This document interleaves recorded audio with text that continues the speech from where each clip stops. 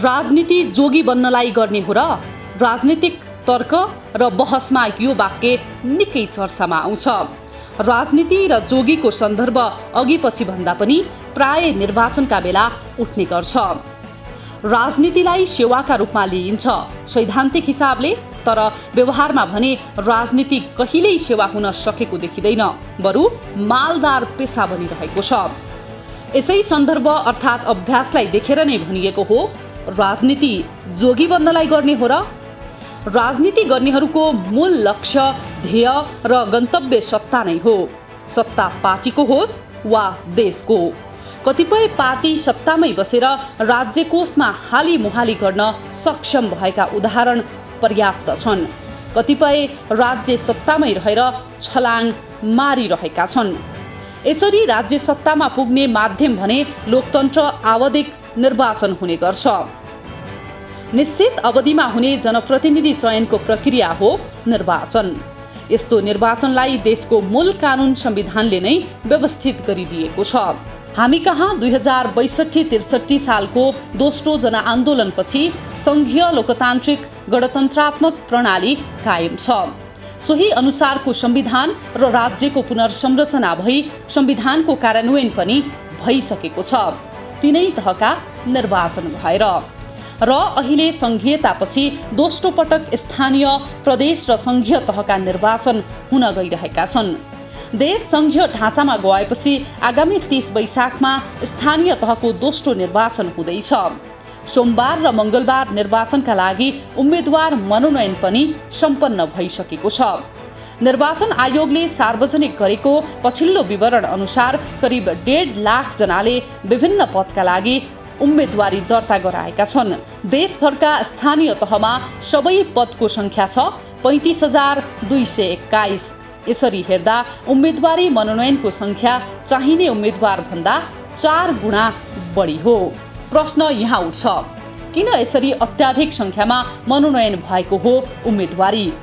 एक राजनीतिक विश्लेषक भन्छन्, कतिपयमा देश र समाजका निम्ति केही गर्न सक्छु भन्ने उत्साह छ, जसका कारण उसले उम्मेदवारी दिएको छ। सँगसँगै अर्को पाटो पनि रहेको उनी बताउँछन्। भन्छन्, केहीमा भने स्थानीय तहमा पदाधिकारी वा सदस्य बनेपछि राज्य कोषमा हात हाल्न सकिने भएकाले पनि त्यता रुचि बढेको हुन सक्छ। यसरी नै निर्वाचनमा उम्मेदवारी मनोनयनको अन्तिम समयमा दल बदलेर पनि केही व्यक्ति स्थानीय निर्वाचनमा मनोनयन दर्ता गर्न सफल भएका छन्। यसरी अन्य दलबाट टिकट पाउने अपेक्षा रहेका आगन्तुकहरूलाई मनोनयनकै समयमा टिकट थमाउनेमा नेकपा एमाले, नेपाली काङ्ग्रेस, नेकपा माओवादी केन्द्र, लोकतान्त्रिक समाजवादी पार्टी लोसपा, जनता समाजवादी पार्टी जसपा लगायत छन्। प्रदेश 1 को झापाको कन्काई नगरपालिकामा आइतबार एमाले परित्याग गरेका श्यामसुन्दर ओली एमाले छाडे लगत्तै राष्ट्रिय प्रजातन्त्र पार्टीमा प्रवेश गरेर नगर प्रमुखको टिकट लिन सफल भए। ललितपुर उपमहानगर 18 का वडाध्यक्ष पुरुषोत्तम खड्काले पनि मनोनयनकै दिन एमाले परित्याग गरेर सोही वडामा माओवादी केन्द्रबाट उम्मेदवारी दर्ता गराए। माओवादी केन्द्रबाट निर्वाचित मोरङको रङ्गेली नगरपालिकाका प्रमुख दिलीप कुमार बगडिया पनि एमाले प्रवेश गरेर पुनः सोही पदमा उम्मेदवारी दिन सफल भए।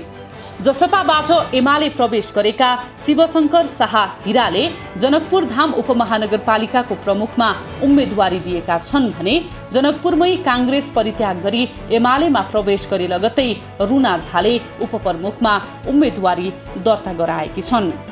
उसो त राजनीतिमै जीवन समर्पण गरेकाहरूले जब आफूले योगदान गरेका पार्टीबाट टिकट पाएनन्, उनीहरूले समेत विद्रोह गरेर स्वतन्त्र उम्मेदवारी दिएका छन्। यो उनीहरूमा रहेको अहम र उनीहरूमाथि पार्टीले गरेको अपहेलनाको परिणाम भएको एक राजनीतिक विश्लेषक बताउँछन्। उनका अनुसार लामो समय अमुक दलमा श्रम, समय र आर्थिक लगानी समेत गरेर अवसर प्राप्त हुने बेला अपहेलित बन्नुको दुष्परिणाम स्वरूप यस्ता व्यक्तिहरू बागी बन्ने गर्छन्। यस पटकको स्थानीय तह निर्वाचनमा विभिन्न पदमा 5,895 जनाले स्वतन्त्र उम्मेदवारी दिएका छन्। यीमध्ये अधिकांश विद्रोही हुन सक्ने राजनीतिक विश्लेषकहरूले बताउँदै आएका छन्। आफू संलग्न दलले गरेको तिरस्कारको प्रतिउत्तरमा उनीहरूले बागी उम्मेदवारी दिएका हुन सक्ने आकलन राजनीतिक वृत्तमा हुने गरेको पनि छ। तर निर्वाचनमा हुने यस्तो दल बदलीको आशय अन्ततः स्वार्थकै कारण हुने राजनीतिक विश्लेषकहरूको बुझाइ छ। सेवाभाव राजनीतिको पहिलो शर्त हुनुपर्नेमा स्वार्थले बढी महत्त्व पाउँदा राजनीति विकृत बनेको छ। एक विश्लेषक भन्छन्, निर्वाचनका मुखमा दल बदलीको नियत पनि यही हो। स्वार्थ केन्द्रित दल बदलीबाट निर्वाचितहरूले जनसेवा र विकासमा खासै योगदान गर्न नसक्ने, बरु व्यक्तिहित, अवसर र स्वार्थमा केन्द्रित हुनाले उल्टो राज्य र समाजका लागि नोक्सानी हुन सक्ने उनको भनाइ छ। यस पटकको स्थानीय तह निर्वाचनमा प्रमुख पदमा मात्र 3430 जनाको उम्मेदवारी परेको छ भने उपप्रमुखमा 2097, अध्यक्षमा 3363, उपाध्यक्षमा 2382, वडा अध्यक्षमा 34357, महिला सदस्यमा 25345, दलित महिला सदस्यमा 22849 र सदस्यमा 53401 जनाको उम्मेदवारी परेको छ। निर्वाचन आयोगको पछिल्लो तथ्याङ्क अनुसार सबैभन्दा धेरै उम्मेदवारी मध्य प्रदेशमा 38797, दोस्रोमा बागमती प्रदेशमा 24033, तेस्रोमा लुम्बिनी प्रदेशमा 23049, चौथोमा प्रदेश 1 मा 22542, पाँचौंमा कर्णाली प्रदेशमा 13403, छैटौंमा गण्डकी प्रदेशमा 12687 र सबैभन्दा कम सुदूरपश्चिम प्रदेशमा 12673 जनाको उम्मेदवारी परेको छ।